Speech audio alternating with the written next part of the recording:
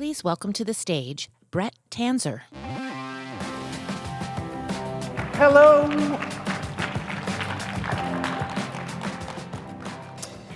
Hello, Las Vegas. It's great to see so many of you, so many familiar faces, it seems like. This is our third trip to Oracle World, Oracle AI World this year, and it's really never been a more exciting time to build solutions, especially Oracle AI solutions in the cloud, and we're just doing so much at Azure to make it easy. Together, we're on this journey to help organizations move to a place in the not-so-distant future where every organization can blend human judgment with AI agents to scale faster, work smarter, really get the value out of it so our lives improve. Those organizations who really put AI at the center, drive the people, processes, and technology transformations, we call them frontier firms. Are you guys all ready to be frontier? Woohoo!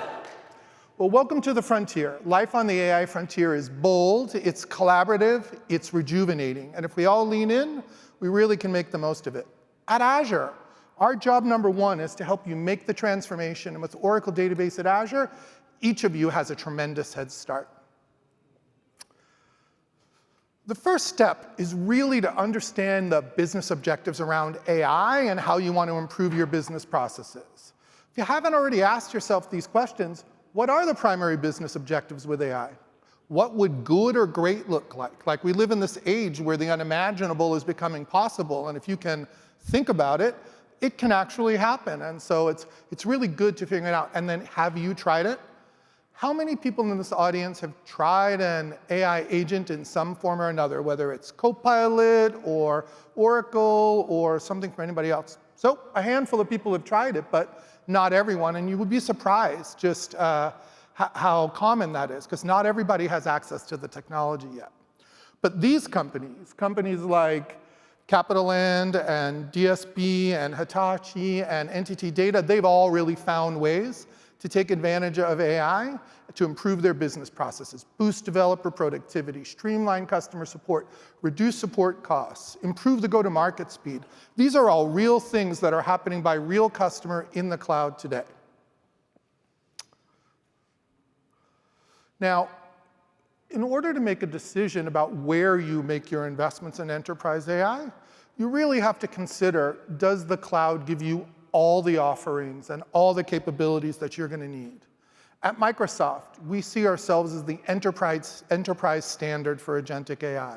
We've made investments across the stack that enable you to build the most trusted applications, have the most control of your data, and really kind of take advantage of it as you need to. Now, with Oracle Database at Azure, we've done the work to make sure that if you have data in systems of record that are stored in an Oracle database, you can get the most out of that using things like Oracle Golden Gate, which helps you move the data into Azure and into the Fabric stack to go build solutions that might use an ensemble of data. Or you can use a whole other set of tools from Microsoft that give you the ability, like our knowledge worker tools and the set of AI platform tools that I'll talk about a little bit later.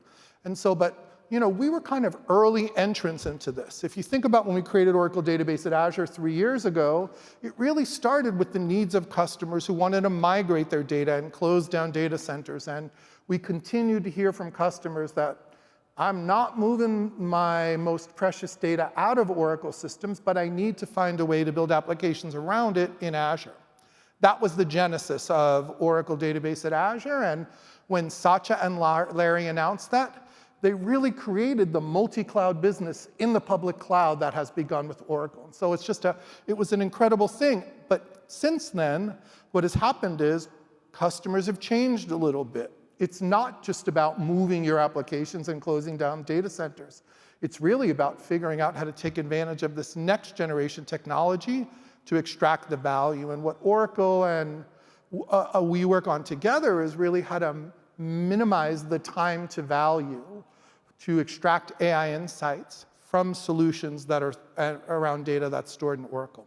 And I'll show you a great demo about that a little bit later. Oracle Database at Azure really provides all the database services that you'd expect from Oracle. I'm really excited about our recent announcements for base database, and exascale customers can now really use that. So you have the full breadth of the Oracle platform. You have very high mission-critical databases based on Exadata. You can have managed services that use autonomous or exascale, or if you want to start in dev or you have something that doesn't require that mission-critical availability, you can use base database. And so we were the first cloud to offer that, but it's really unblocked so many customers from moving.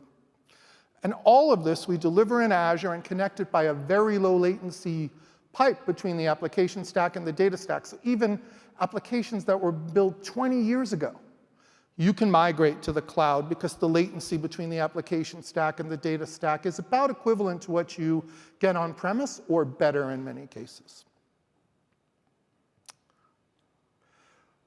In addition to moving the data into Azure and connecting to the application stack, we've done the work with Oracle Golden Gate. The service just went GA. Woohoo, it's GA in Azure. You should give them all a big round of applause. We've done the work with Oracle Golden Gate so that you can connect your data into Fabric and move it there for further analysis. It can seamlessly be integrated into Microsoft Fabric or exported, and then you can work with it on your OneLake or with your Purview operational control. That also gives you the ability, access to the whole set of tools, our Power BI platform, our AI platform, and everything that comes with it for data that's in Fabric. This, we also announced at the show open mirroring with Microsoft Fabric. That gives you the ability to start doing things from Fabric with data that you don't have to move outside of your Oracle system. And there's many systems of record where you don't really want to move the data out. You want to keep the authoritative source in the system of record, but you'd like the data mirrored in Fabric so that you can do analysis. You might want to do ensemble analysis across multiple data sources. You might want to conflate data. And so by mirroring the data in Azure Fabric, you can do all of that. It's kept up to date in near real time, and you can go do that analysis while still keeping the data in your Oracle database clean and operating well. So why Oracle Database at Azure? Well, it really brings the best of Oracle and the best of Microsoft together. On the Oracle side, as I said, you get access to all the database services plus support for the Oracle applications, eBusiness Suite, JD Edwards, PeopleSoft. So your Oracle estate can now really run inside an Oracle database at Azure Data Center, connected at low latency to the rest of the stack. And on the Azure side, we're really doing the work to enable developers to build better apps, trusted customer experiences that extend from a line of business application all the way up to Microsoft 365. To improve productivity, we have over 11,000 models of various types available, including the best from providers like OpenAI and xAI and Meta and Google. All of those models are available to you and exposed through our platform so that you can use them inside your Oracle systems or in the application stack. The work we do in Fabric and on the Power BI platform really enables you to extract more value by yourself using tools that have access to your data in real time. And it makes it very easy for customers to do that. And people have been building Power BI apps connected to Oracle for a long time, right? And so it's something the developer community needs to do. And then finally, we offer you better security. We have multi-layered cloud security. We're the only cloud platform to really provide an end-to-end security system that goes all the way from data governance and privacy all the way through intrusion detection at the edge and everything on your clients. We have the most comprehensive security platform. And with Oracle, we've done the work to make sure all of that applies to your Oracle database at Azure databases when they're running in an Azure data center. So, and then the last part on the bottom is we've done the work to provide commercial incentives so that there really is no friction between the Microsoft and Oracle sales organizations generally. Because we provide incentives, we give you the ability to take all of your Oracle database at Azure spend and burn it down against your Microsoft Azure commitment to consume. And Oracle continues to give you support awards for services that run in Azure, even though you're paying us directly for them. And so that change has just unlocked so much commercial innovation and really unblocked customers to get the most value out of that. And so when you ask why Oracle Database at Azure, It's because we've done the work with Oracle to really give you what we believe is the best end-to-end solution to build mission-critical enterprise apps around Oracle data in the public cloud. And we'll just continue to invest there. You know, I was in a session earlier today with my friends at AWS and Google, and it was super interesting to kind of see they are following the patterns that we built together for Oracle database at Azure, and so we must have done something right? You know, we've also had a tremendous response from customers, which I'll talk about later. So many large customers have been unblocked with these investments. So why Oracle database at Azure? It's because we've really done the work to bring it all together and make it easy for you. So have I mentioned that Oracle database at Azure is available in more than 28 regions and 40 availability zones around the globe? We started with 3. And after a couple of years, we are in 40 availability zones, and we will work to continue to grow to make sure that you have access to these services wherever you need them. And I think, you know, this has paid a lot of dividends for us because we've discovered so many customers have distributed platform needs in multiple regions and different forms of high availability across the application stack. And so this investment has really enabled us to meet the needs of customers, give them the capacity where they need it, when they need it to support the application migration needs.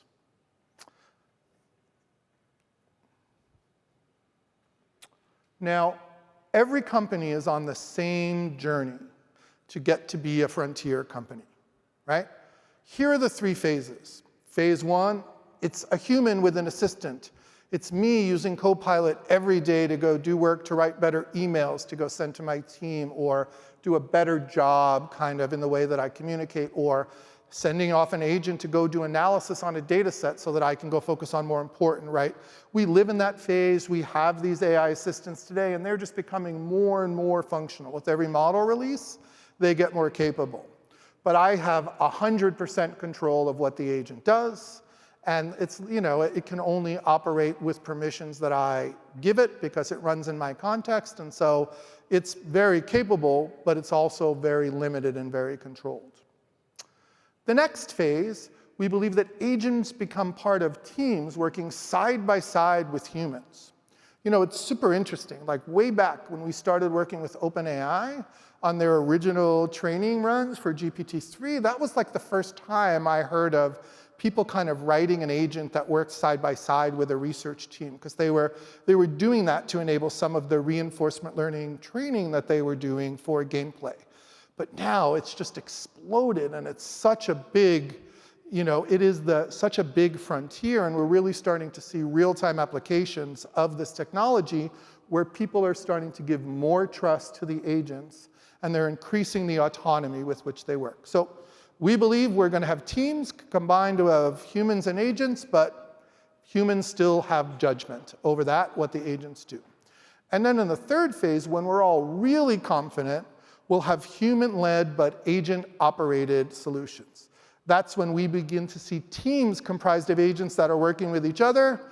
Humans are providing direction, but we trust the agent in and of itself to make a good decision. Now, some of today's agents, you wouldn't be ready to do that. But we understand the science, and we believe that time will be upon us relatively soon. Now, at Azure, we really do provide the essential tools for agentic business transformation. Copilot, whether it's Microsoft 365 Copilot or Copilot Chat, that is our preferred client, and you'll see us continue to invest in it. Then you have agents, pre-built agents that you own that run inside Copilot as the primary Microsoft client, and it has, you know, through integration with Entra ID and the rest of the platform, it has access to all of the capabilities that you give it.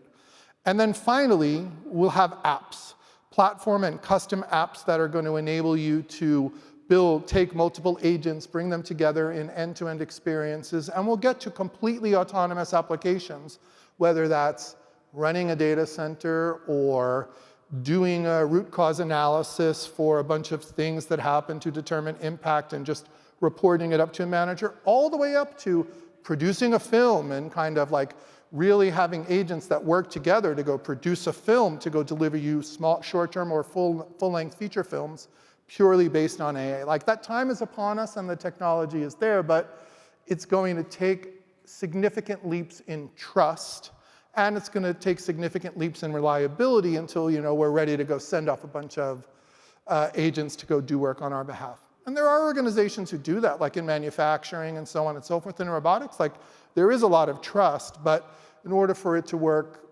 outside of expert solutions, we're going to have to make that trust leap.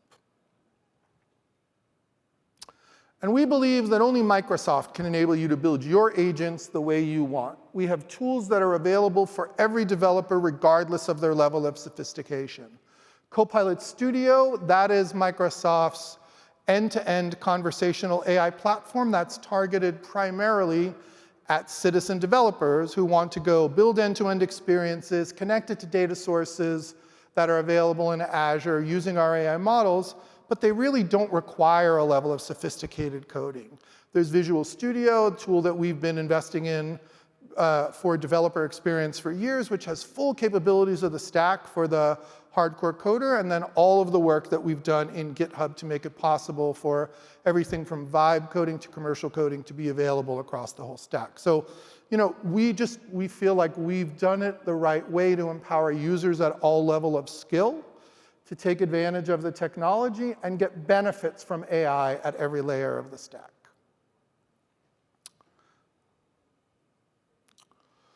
And the last is security is critical for any AI agentic endeavor. Microsoft is the first security provider to deliver a truly comprehensive platform, as I mentioned earlier. It covers every critical layer, as you see on the screen, from posture management to data security, threat protection at the edge, and all the way through to the services, identity management, governance through Purview, and safety systems. And so we cover every critical layer, and we extend that to your Oracle solutions built on Oracle Database at Azure.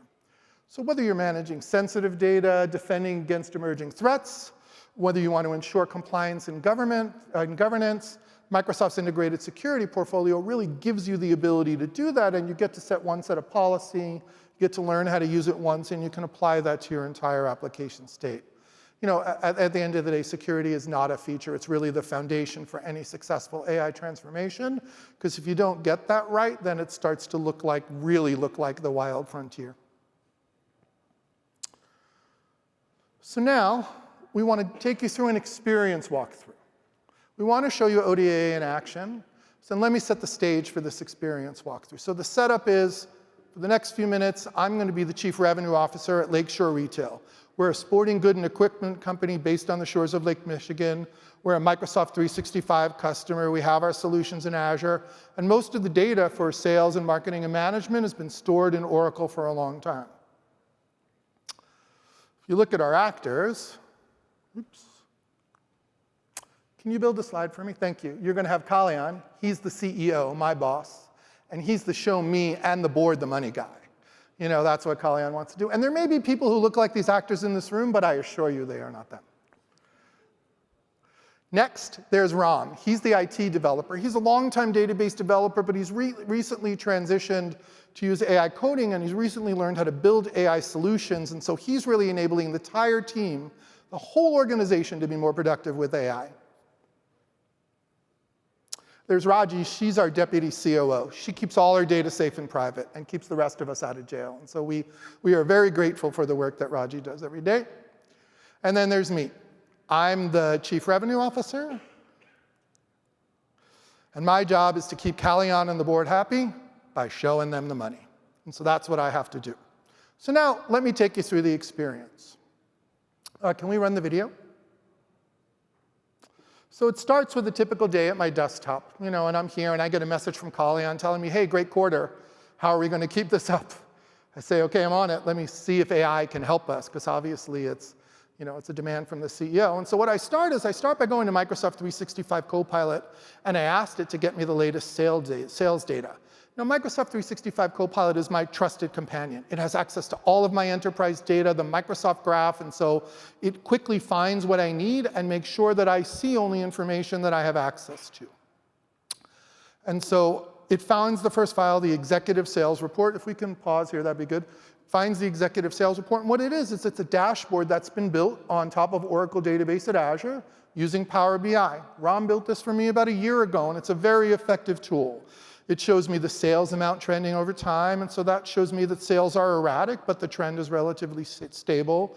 It shows me the sales by country, and I know that the United States has always been my biggest market there, so there's nothing that I can see that's really actionable there for me to go and try and take action to help keep showing the money. There's this data on the right that shows me the average NPN score by month or channel, and that's showing an alarming trend, which is that the Net Promoter Score is decreasing over time, and so that seems like an opportunity for improvement. And then there's some information of sales by gender based on who's purchasing it on the website. So it's fantastic, and this is really useful data, but the thing is, I have to go analyze each of these pieces of data, put them together myself, figure out how to get the insight. As data changes, I have to keep going back to that, and I just know now that AI has the ability to do that for me. Especially, because I've done a good job building all of this data in my Oracle database, and so I know how it all works. So what am I going to do? I'm going to go to my trusty friend Ram, and I'm going to ask him to build me an agent. OK, we can resume the video. So now here I am in Teams, and I ask Ram, it's a fantastic quarter, that calling on, he's after me again, and he really wants you to go build an agent, so please do it. Now we're going to transition to Ram's experience. So here he is on his developer desktop, and he starts by going to the Oracle database at Azure portal. This is where Microsoft and Oracle have worked together to show you all the Oracle database services that are available right alongside every other Azure service. You can't tell the difference between this experience and an Azure first-party experience. The teams have worked so together. And so you see he has access to all the Oracle databases. Let's pause, please. He had access to all the Oracle databases that I mentioned earlier, including base database. But what he did was he selected the 26AI database, the upgraded version of the 26AI. Hey, pause the video, please. Thank you. He selected the database, the 26AI database that he was using for the dashboard. And so now Ram is in Copilot Studio. Copilot Studio, as I mentioned, is Microsoft's end-to-end conversational platform to go build conversational AI applications. It provides tools and workflows that make it easy for a citizen developer to assemble these agents in a very secure way very easily, and then publish those agents to the rest of the Microsoft ecosystem. So anything that you can build here, it can show up in Teams, it could show up in Copilot, it could show up in the browser, and that's how a developer who does this, they really get to expand the impact across the entire organization.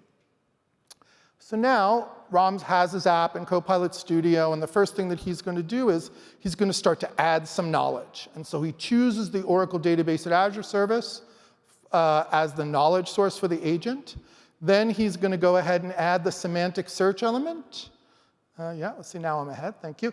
He's going to add the semantic search element so that you can do semantic searches across the data. And then the next thing that he's going to do is he's going to add the vector search agent so that he can really leverage the integrated capabilities of 26AI and have an agent that talks to does the vector search. The last thing you saw him do was he connected that agent to the Microsoft Fabric agent so he could reason across conflated data sets and have it work on the ensemble. Pause here, please. So what you saw was Ram was going to publish the agent, but he's not quite ready. He integrated all of it, he tested it, but he's got to check with security. So he calls Raji, or he messages Raji, and he says, hey, Raji, I shared an agent with you. I'm about to publish it to the sales department. Can you just check it and make sure that it's secure and that the data governance policies are right? You can resume. And Raji gets back to him and says, yes, I'm going to check it out, and it's all good to go. But really, this is how you would do it, is across the ecosystem. So Ram goes back to Copilot Studio. He publishes the agent, and his job is done. Now here I am back at my desktop, and Ram messages me, and he says, look, here's the agent that you asked for. It's probably a few hours later. I say, great. I can't wait to see it in action. So what I'm going to do is I'm going to take that and I'm going to share that agent to the Teams chat with my global sales reps for my company. And so I said, hey, Ram built this great agent. It's available to all of us. The agent gets, when it gets installed, it awakens itself and it starts to talk about what it does. And I ask it, what can you do? Like any good agent, it's very clear on its mission. It understands that it can provide me sentiment analysis, it can provide me trend analysis, and it self-describes what it can do. Now, the sales reps are starting to get in on the action. So Bob in Tampa asks it, give me a summary of my data for Florida, and it gives him back recommendations and a suggestion. John's getting into the action. He's asking for a margin analysis for his Sunnyvale, California store, and he wants to try and figure out how it's going to help him. And he's getting back very reasonable and actionable suggestions. Because I have access to the global data set for all of the stores, when I ask, it gives me the global view.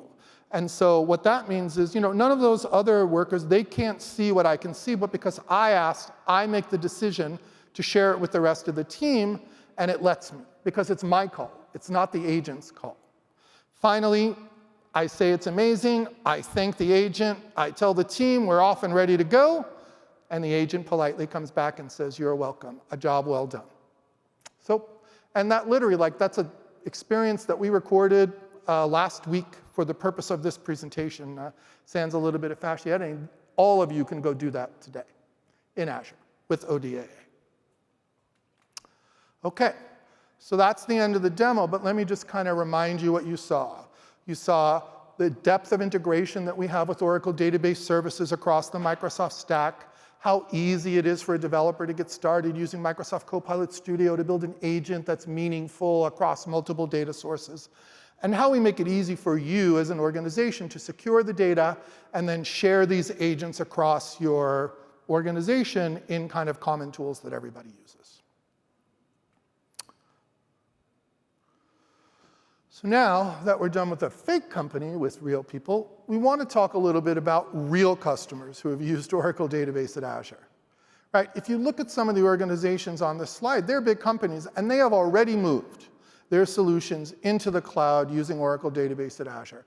Conduit streamlined transaction processing, and they avoided hundreds of hours of downtime given the high availability nature of Exadata. BV Liantis ditched its data center for Oracle Database at Azure, and they got significant growth.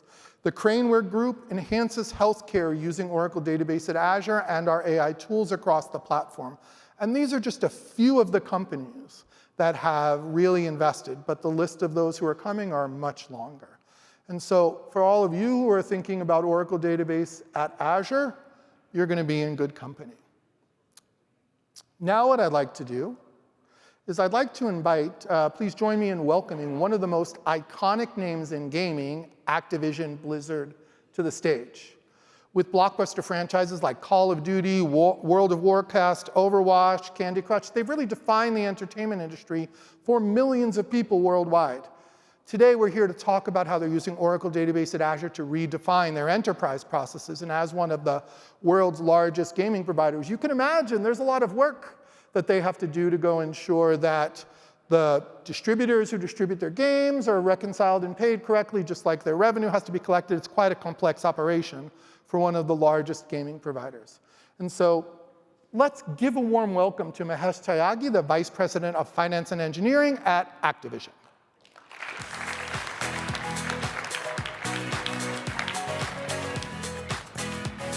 Hey, Mahesh, great to see you. Yeah, thanks for having me. You bet. It's good to sit down.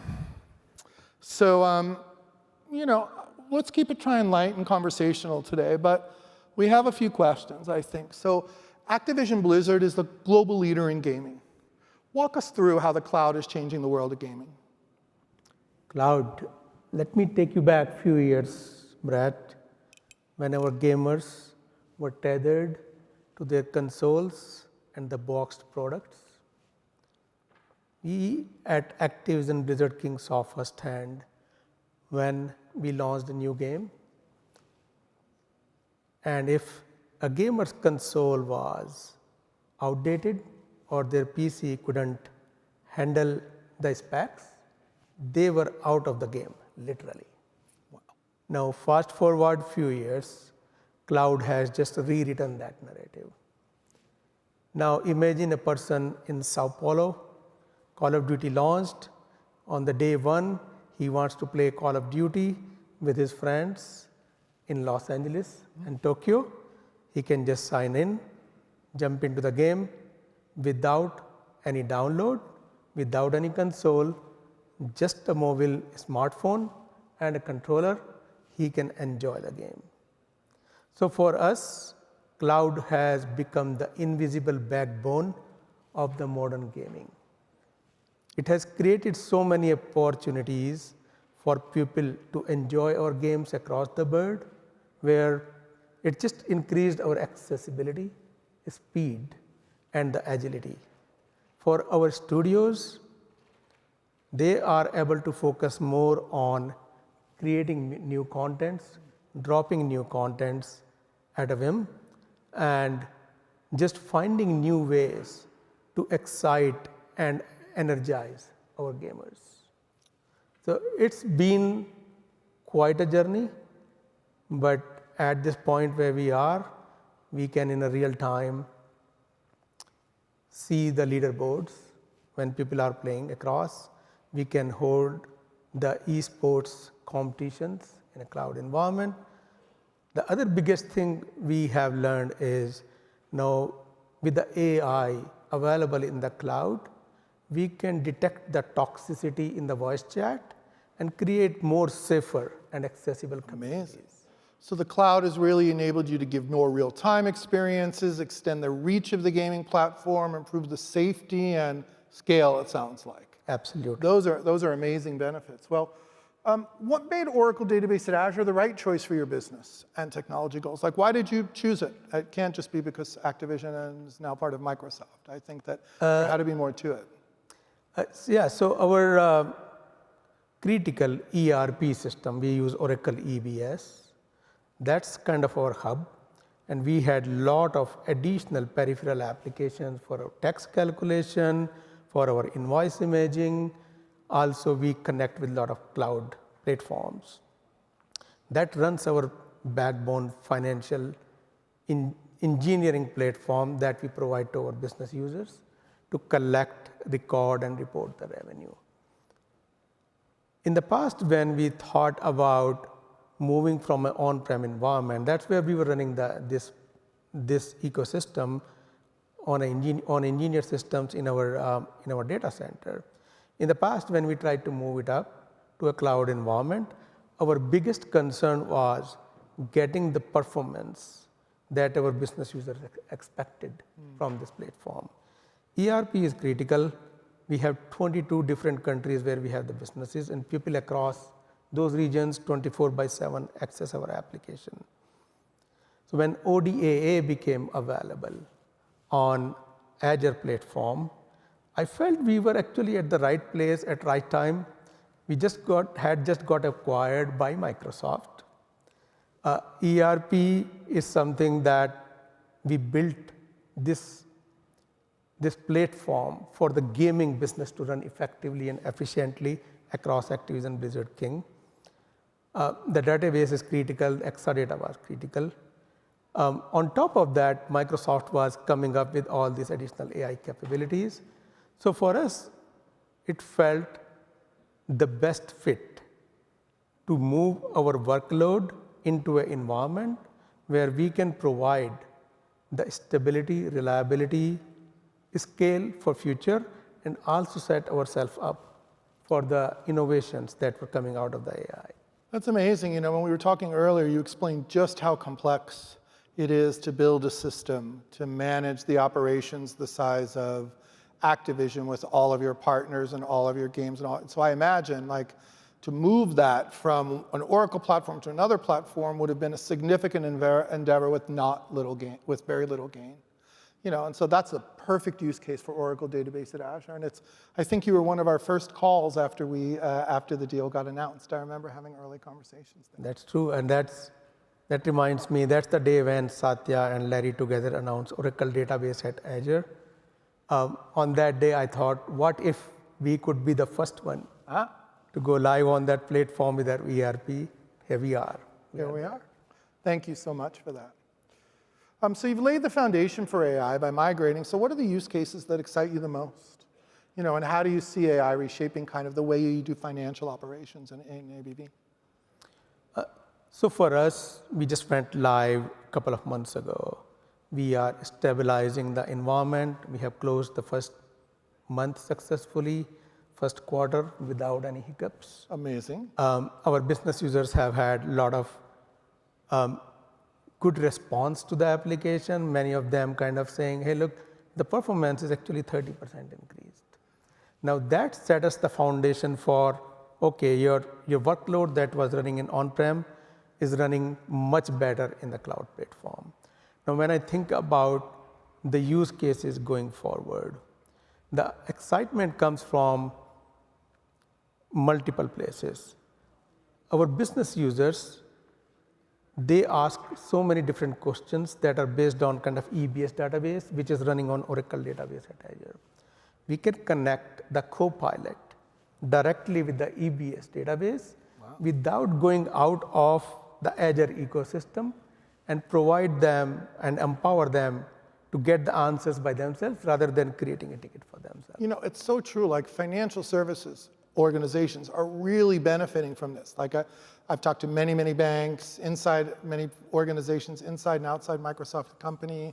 We have relationships with other ERP providers where we're doing that level of integration. And for those experts, it seems like AI is really making a difference for them. And so that's very powerful. Indeed. And in cases where we have disparate systems, getting the answers to our business users and our studios who should be and are focused on building the games, we don't want them to get stuck into creating the requisitions and figuring out when the requisition is approved, have we paid the vendor or not. We want to empower them to ask these questions, get the answers clearly. On the other hand, for my team, in last 1 year or so since we became part of Microsoft, we have invested a lot of time being SOX compliant. We were a public company, we were doing good, we didn't have deficiencies, but Microsoft is whole another level. So in order to kind of provide the compliance that Microsoft expects, my team had to work very hard. And now we are looking to find ways using the Agentic AI to just take care of that workload. And I personally would prefer to know if there is a deficiency today versus finding it out when the internal auditors have come after. Absolutely. So it's saving your bacon for sure. So and I think a lot of customers will really do that for de-risking strategies, for complicated compliance strategies. That's a great use case for a lot of agents that run inside your organization with your guidance to go make sure you're compliant. As long as you get to review at the end of the day, you put yourself between the agents and the auditors. And who knows? Maybe there'll be a day where we don't need to do that anymore, and those, the auditors from those organizations will actually turn into agents that actually run on behalf of them. Indeed. Interesting. All right, and so last, what's next on your modernization roadmap? What's the thing you're excited about doing kind of in the next 12 months or so, or 12 to 18 months? So we are very excited about, so we took care of the on-premise Oracle workload and moved it to ODA and Azure. I have quite a bit of other workload that runs on other cloud providers' platforms, which if we want to get the insight all out of that data, connecting the two providers, and then either we have to replicate the information or kind of create multiple dashboards to get the insight that business needs, which takes quite a bit of time. So what we are trying to do now is, especially for our sales and revenue data that we collect from all the third parties, Sony, Apple, etc., we are trying to migrate that into Fabric.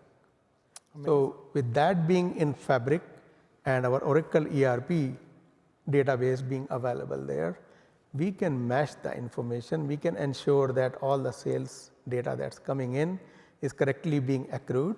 And if there are any anomalies, our agents can figure out any issues quickly and support our financial team. So the finance team can focus more on providing strategic value to our studios, our business partners, versus doing the reconciliation work. It's amazing. And so do you think that that kind of will provide a path to innovation for the game makers? Like once you have access to real-time data about kind of payments and who's using what, you should be able to conflate that and start to provide better data back to the title makers so that they can kind of improve and respond. You think that's on your journey? Indeed, it is something we are thinking because our business units collect all the gameplay data. And that gameplay data goes into different cloud providers. On the corporate side, we are responsible for finance engineering, so we collect all the financial data. So now, on another hand, our marketing team goes in and does the marketing events. So all of this essentially is correlated, right? You do a marketing event, you want to see the impact of that marketing event in a very quick way. You launch a game, or you launched the expansion of the game. You want to quickly see how people are playing that game. Are they getting stuck somewhere? How can we improve their experience within the game? And then ultimately, how is it impacting our sales? So because in any company, when you want to do something, you want to show the ROI to your leadership. So that correlation of all that information, then you can take up and say, well, we released this one particular cameo in a game, and everybody is liking it. I want to do 5 more of those. Amazing. You can easily provide that information back to studios. They can create more of that content. Sounds like you're building a real asset for the company. We're trying. So thank you very much for joining us today. I think it's great. And what I take away from it is Oracle Database at Azure has really made it easy for you to take advantage of the cloud, and it seems like it's set you up for success in kind of the way we're going to innovate in the future. So I love to hear that story. Maybe you'll come back in a year and we'll see what we're doing. Yeah, absolutely. Thank you. Thank you. Very much.